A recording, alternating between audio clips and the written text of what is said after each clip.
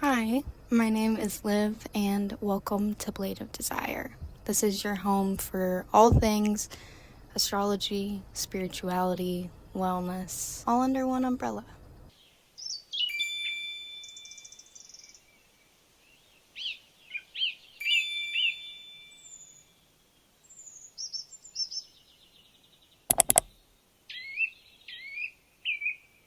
Today we are here in the car because I wanted to film a video on my lunch break, just something easy and fun to get out onto YouTube.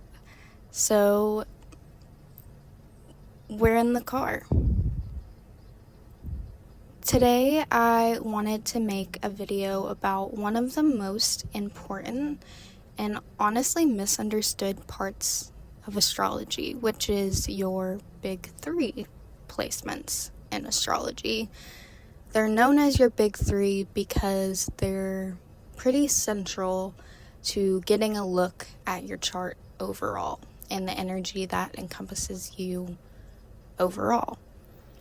I think it's important to really understand your big three because it lays the foundation for understanding the rest of your chart and how you act, how you're perceived, how your emotions are, etc., etc. Your big three just holds so much valuable information that is essential to understanding astrology and your natal chart, other people's natal charts, that I think it's worth discussing in a full video. In this video, we are going to discuss what your big three is, how to find it, and then we're going to go in depth into all three placements that make up your big three and why they're important and what exactly they mean or they represent.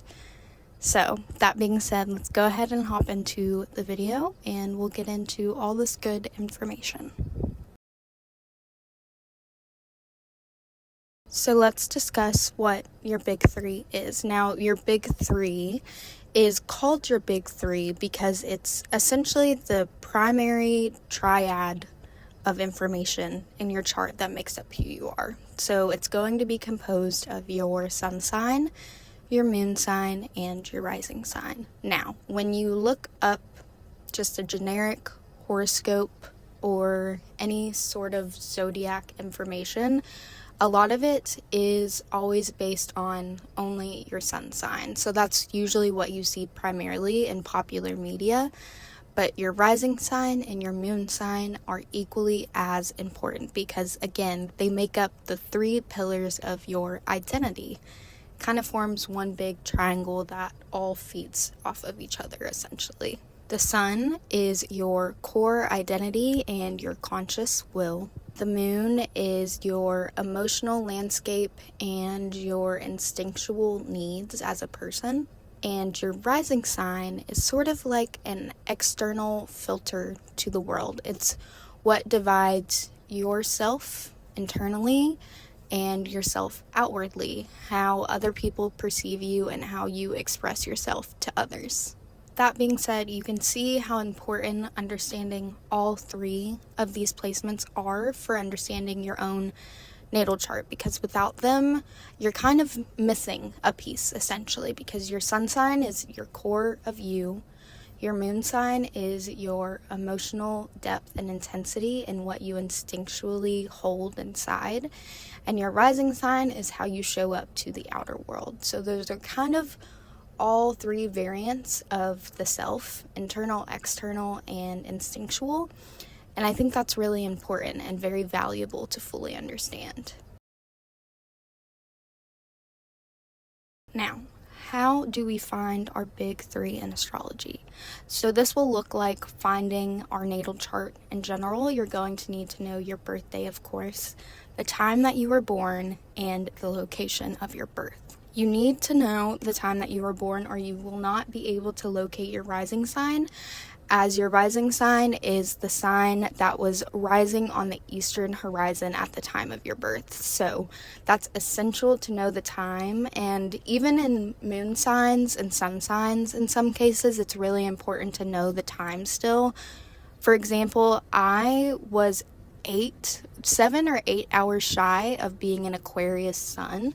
So depending on the time that I was born on the day of my birth, I could have ended up being an Aquarius. I was born first thing in the morning, but if I would have been born in the evening, I would have basically started that Aquarius timeline. So it kind of just depends. It's really important in general just to know your birth time. The moon, it changes signs every 2.5 or so days. So again, if you're on the cusp of one of those changes, then you would need to know your birth time. It's just really important to make sure everything's accurate and accurately depicted to know what time you were born. So I highly recommend getting that information. I highly recommend using any reputable site. I always recommend AstroSeek or Astro Charts. I think both are really good and helpful resources. AstroSeek tends to feel a little bit more advanced in my opinion, just in the layout and how everything's organized. I think it's easier for someone who has a better grasp on astrology to kind of understand the way it's laid out. However, Astro Charts, I think, is super user-friendly, especially for beginners in astrology. I think everything is just laid out really nice and aesthetically, and it all just makes sense the way that they explain everything. So if you are a beginner, I do highly recommend Astro Charts. I think it's the most accessible of reputable astrology websites to understand. So we already dove into this a little bit, but again, let's discuss why your sun, moon, and rising is your big three in comparison to using your Mercury or your Venus or your Jupiter placement. Why are these three the most important to understand? Again, your big three is kind of like a triangle when you think about it. You have your rising, your sun, and your moon sign. Your sun represents self-expression. Your moon is emotional imprint. And your perception of self from others is your rising sign. So it all works together to form a triangle. In traditional astrology, your rising sign essentially became the most important sign in the zodiac. This is because, and I do have a video on this if you are interested in learning more about your rising sign, but your rising sign is so important because it lays the foundation for the rest of your chart. So using Placidus as your method of laying out the houses and the natal wheel, your ascendant line marks the start of the first house. So that being said, it's essential to have your rising sign because you can know the way in which the rest of the houses are laid out and what planets are in which house. Even in advanced astrology techniques such as perfections or progressions or solar and lunar returns, these 3 points are still extremely key to breaking down these forms of astrology and understanding them and what they're telling us. So again, it's extremely important, and that's why your sun, moon, and your rising is your big three. Another reason I think that these are important is because some placements and planets in astrology, which I won't dive too deep into because this is honestly a whole different video concept, but a lot of them are generational planets. So they move slowly and people have the same sign over an extended amount of time, sometimes 10 years, 20 years, whatever, how long it takes the planet to make a full revolution around the sun. So that being said, your sun, moon, and rising are important because they are not generational planets. They're different for everyone, and the combination of each is different for everyone. So that's essentially another reason why it's really important, because not all planets in astrology get that specific, and they cover generations worth of individuals. Now let's dive into your sun, moon, and rising individually and what each one represents in a natal chart.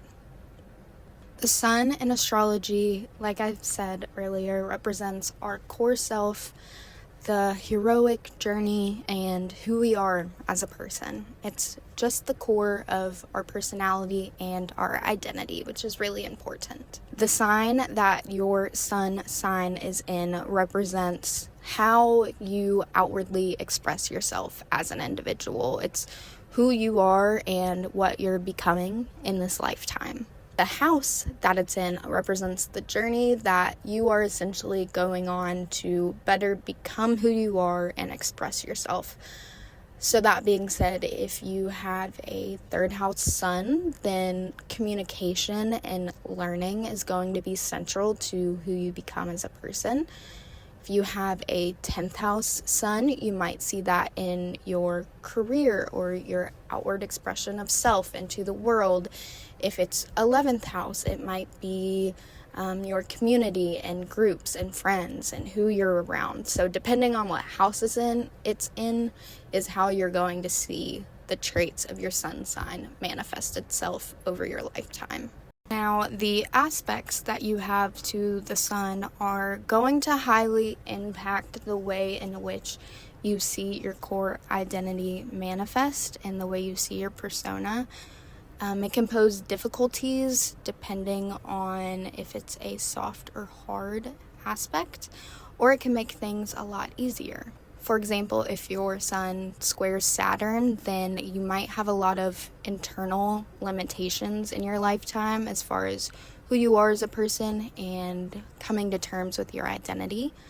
But if your sun trines Jupiter, for example, then you might automatically just feel like you manifest and show abundance and happy self-expression.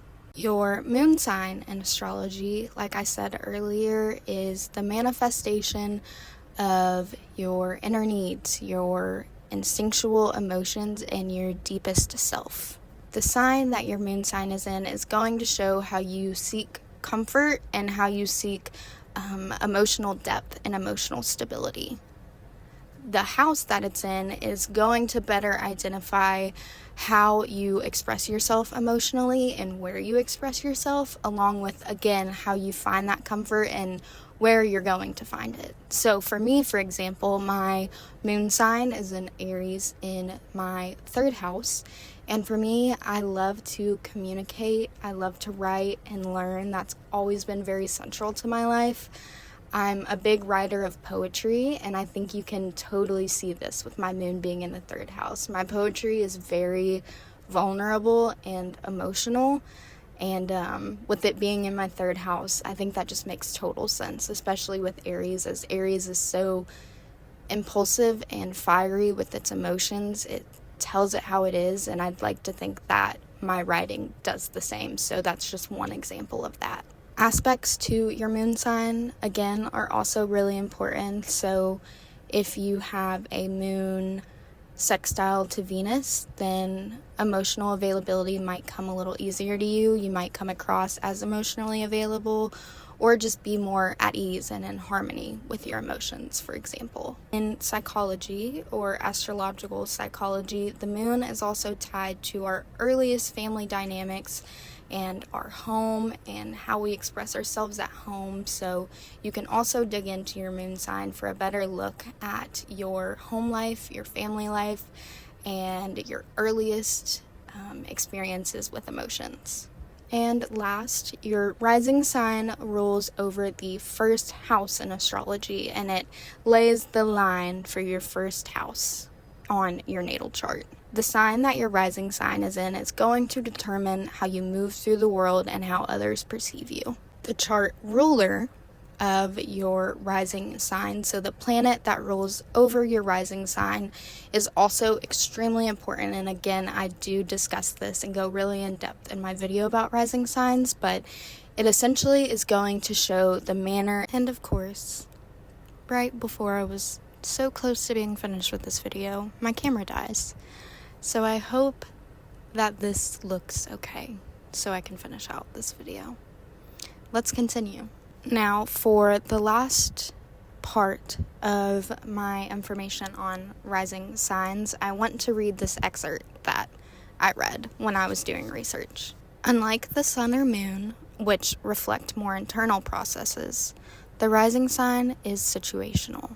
It governs how you instinctively adapt to new environments and how you approach life's challenges or opportunities.